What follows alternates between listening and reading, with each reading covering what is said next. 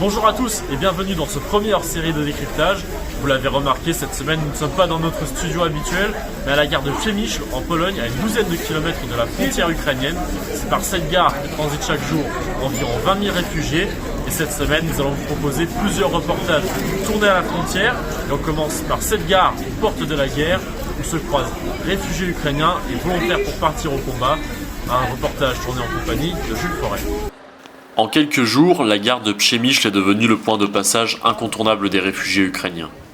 Qu'ils arrivent en bus ou en train, tous ont l'espoir d'obtenir un ticket vers l'ouest du pays ou plus loin. Impossible de dire si cet homme retrouve sa compagne après de longues heures d'attente ou s'il la quitte pour partir au front. Léonia a 14 ans et, seul devant la gare, il attend sa mère partie acheter un ticket pour rejoindre sa famille.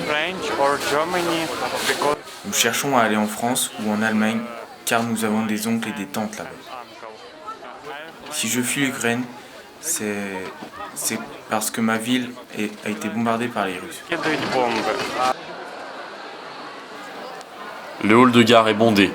Chaque table, chaque salle, chaque couloir est occupé par les réfugiés. Il n'y a rien d'autre à faire qu'attendre. Attendre les yeux rivés sur les écrans de départ et d'arrivée des trains.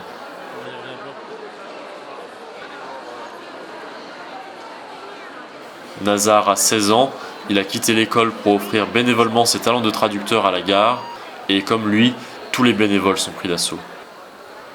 Il distribue environ 20 000 repas chaque jour.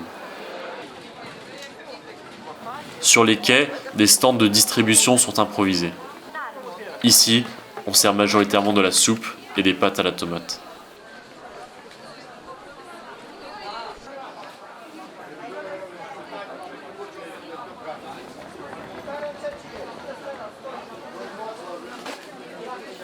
Là aussi, il est compliqué de se frayer un chemin. Nous descendons dans les tunnels où nous rencontrons Véronica. Elle a 20 ans et est expatriée. Elle retourne à Lviv pour aider sa famille. In Western Union, there are normal situations, and I know that I can help something. So I don't know. I just want to go home, and I have family, my brother, my grandmother, and in Ukraine. So I think and I want to help something. So I need to Ukraine. Plus loin, une ONG a installé de grandes tables où peuvent se restaurer les familles. Un repas pour retrouver de la chaleur après un long voyage. Dans une salle annexe de la gare, nous rencontrons Dominika. Elle est en charge de la communication de Caritas Poland, une association caritative. Elle nous explique pourquoi Przemyśl est devenu le point de passage obligé pour un grand nombre de réfugiés. What I think is that because Przemyśl has a connection with cities in Ukraine, so those who try to be evacuated, they can choose different ways how to come. This is what I hear from stories of people. Some choices is to take a train, and then those trains come, for example, to Przemyśl. Nous remontons sur les quais où nous découvrons ce train. Un homme cagoulé nous donne l'ordre de partir et de ne pas approcher. Des hommes montent à bord. Un bénévole nous explique que ce train a été affrété par le Premier ministre ukrainien pour acheminer des réfugiés vers la Pologne. Il nous confirme que le train repart pour l'Ukraine, mais refuse de nous dire ce que partent y faire ces hommes.